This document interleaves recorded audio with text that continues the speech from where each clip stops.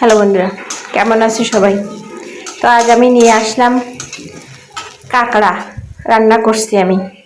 তো আমি প্রথমে এই যে পেঁয়াজ রসুনটা ভেজে নিলাম, একটু তেলে জল দিয়ে দিলাম।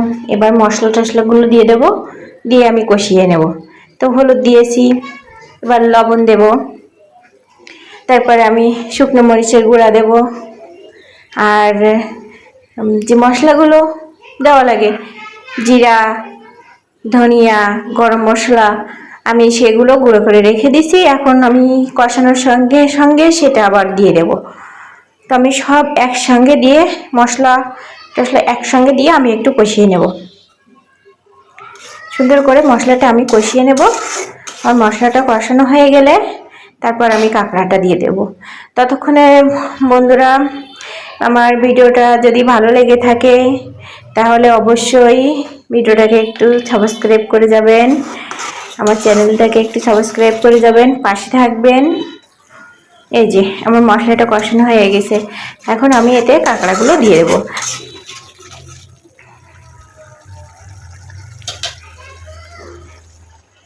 আমি 2 পিস কাঁকড়া রান্না করছি, কাঁকড়াগুলো দিয়ে দিচ্ছি। এবং কাঁকড়ায় বেশ ঘিলুও হয়েছিল, আমি সেই ঘিলুটাও এখন ঘিলুটাও দিয়ে দিলাম। এবার আমি এটাকে সুন্দর করে একটু নাড়িয়ে চাড়িয়ে দিয়ে অল্প পরিমাণ জল দিয়ে আমি ওটাকে ঢেকে ঢেকেই রান্না করে ফেলবো। একটু নাড়িয়ে দিয়েছি, এবার আমি এতে সামান্য পরিমাণ একটু জল দিয়ে দেবো, যাতে কাঁকড়াটা আমার ভালোভাবে সিদ্ধ হয়ে যায়। আমি জলটা দিয়ে দিয়েছি, এবার একটু নাড়িয়ে চাড়িয়ে আমি এটাকে ঢেকে দেবো, ঢাকনা দিয়ে ঢেকে রাখবো।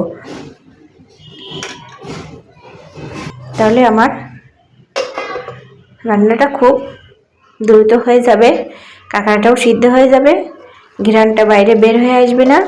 দেখেন কত সুন্দর। আমার কিন্তু এটা বেশ ভালো লাগে, আমার ছেলেটা খুব পছন্দ করে, তাই আজ আমি এটা রান্না করছি। তো বন্ধু, আপনাদেরও যদি ভালো লেগে থাকে তো অবশ্যই লাইক করবেন, কমেন্ট করবেন, আর আমার চ্যানেলে কি সাবস্ক্রাইব করে যাবেন।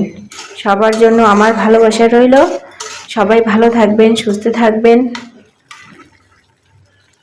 আমার কিন্তু রান্নাটা প্রায় শেষের দিকে।